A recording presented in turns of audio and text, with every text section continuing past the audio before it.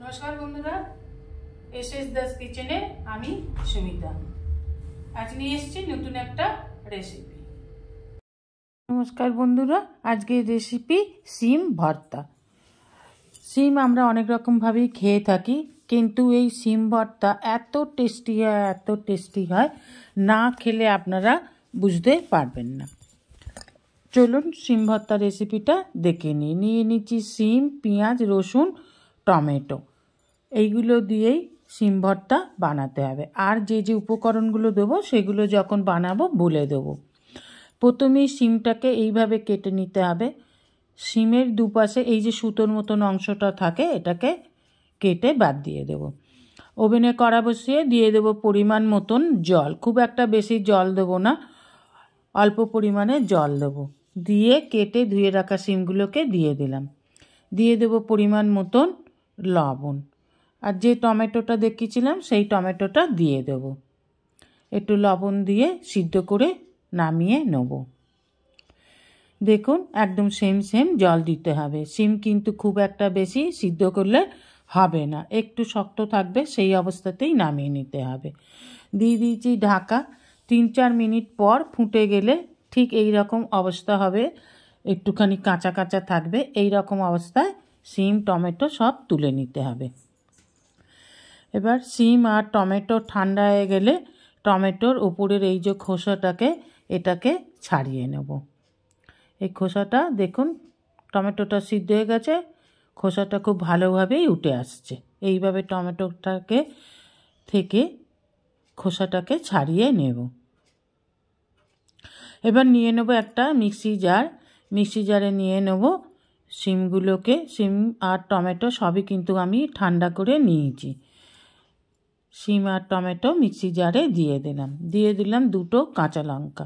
আপনারা এখানে আরও বেশি কাঁচা লঙ্কা দিতে পারেন আপনাদের পরিমাণ মতন। আমি ঝালটা খুব একটা বেশি খাই না, তাই 2টো দিলাম। আর দিয়ে দিলাম ধনে পাতাটাকে ছোট ছোট করে কেটে নিয়ে দিয়ে দিলাম। আর দিয়ে দিলাম 4-5টা রসুন। এবার খুব ভালোভাবে একটা মিহি পেস্ট বানিয়ে নেব। এবার ওভেনে কড়া বসিয়ে দিয়ে দেবো সর্ষের তেল। রান্নাটা সর্ষের তেলে করলেই বেশি ভালো হবে। এবার এখানে আমি একটা পেঁয়াজ নিয়েছিলাম, সেই পেঁয়াজটাকে খুব ভালোভাবে কেটে নিয়েছি। এই পেঁয়াজটাকে একটু ভালোভাবে ভেজে নিয়ে বেরেস্তা বানিয়ে তুলে নেব। বেরেস্তা বানানোর সময় পেঁয়াজে কিন্তু লবণ দেবেন না, তাহলে পেঁয়াজ নরম হয়ে যাবে। তাই লবণ ছাড়াই পেঁয়াজটাকে ভেজে এইভাবে দেখুন লাল হয়ে গেছে। এবার পেঁয়াজটাকে তুলে নেব। ঠিক এই রকমই বাদামি কালার করে তুলে নিতে হবে। সব পেঁয়াজগুলোকে তুলে নিলাম। দিয়ে দেবো এই তেলেতেই ফোড়ন, পেঁয়াজ ভাজার তেলেই ফোড়ন দিয়ে দিলাম কালো জিরে আর শুকনো লঙ্কা। 1 সেকেন্ডের মতন শুকনো লঙ্কাগুলোকে কালো জিরে ভেজে নেব। 2টো শুকনো লঙ্কা আমি এখানে তুলে নিলাম। এবার দিয়ে দেব বেটে রাখা সিমটাকে। বেটে রাখা সিমটা নিয়ে নিলাম। এবার ভালোভাবে তেলের সাথে মিশিয়ে নেব।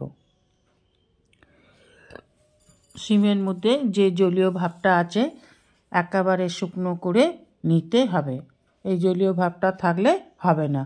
দিয়ে দিলাম পরিমাণ মতন লবণ। দিয়ে দেখুন এবার জলটা কিন্তু একটু কমে এসছে, সিম বাটাটা একটু শুকনো শুকনো হয়ে এসেছে। দিয়ে দিলাম একটু 1/2 টিস্পুনেরও কম হলুদ গুঁড়ো। দিয়ে খুব ভালোভাবে হলুদটাকে মিশিয়ে নিলাম। এখানে বলে রাখি, যেসব বন্ধুরা আমার চ্যানেলটিকে সাবস্ক্রাইব করে আমার পরিবারের সদস্য হয়েছেন তাদের অসংখ্য ধন্যবাদ। যারা এখনও আমার চ্যানেলটিকে সাবস্ক্রাইব করে আমার পরিবারের সদস্য হননি তাদের কাছে অনুরোধ রইল আমার চ্যানেলটিকে সাবস্ক্রাইব করে আমার পরিবারের সদস্য হবার জন্য। দিয়ে দিলাম 1 টিস্পুনেরও কম চিনি। চিনিটা দিলে টক ঝাল মিষ্টির ব্যালেন্সটা ঠিকঠাক হয়, তাই অল্প একটু চিনি দিয়ে দিলাম। আর দিয়ে দেবো খুব সামান্য পরিমাণে মিট মশলা। আমি এখানে মিট মশলা দিলাম, আপনারা ইচ্ছা করলে গরম মশলাও দিতে পারেন। আমার গরম মশলা গুঁড়োটা এখন নেই, তাই মিট মশলা দিয়ে দিলাম। মিট মশলা বা গরম মশলা দিলে সিমের যে একটা কাঁচা গন্ধ থাকে সেই গন্ধটা কিন্তু আর ছাড়ে না। দিয়ে দিলাম ভেজে রাখা পেঁয়াজগুলোকে, যেটা আমি বেরাস্তা বানিয়ে নিয়েছিলাম। এবার খুব ভালোভাবে মিশিয়ে নিলাম। এইভাবে নাড়তে নাড়তে দেখুন সিমের কিন্তু জলীয় ভাবটা একেবারেই কমে গেছে, জলটা নেই বললেই চলে। এইভাবে দেখুন কড়া ছেড়ে দিচ্ছে, মানে হয়ে এসেছে। আমি আর একটু নেড়ে নামিয়ে নেব। দেখুন আমি নামিয়ে নিয়ে এসেছি, কি সুন্দর দেখতে হয়েছে। ভাত, রুটি, লুচির সাথে পরিবেশন করুন, অথবা গরম গরম ভাতের সাথে খেতে তো খুব ভালো লাগে।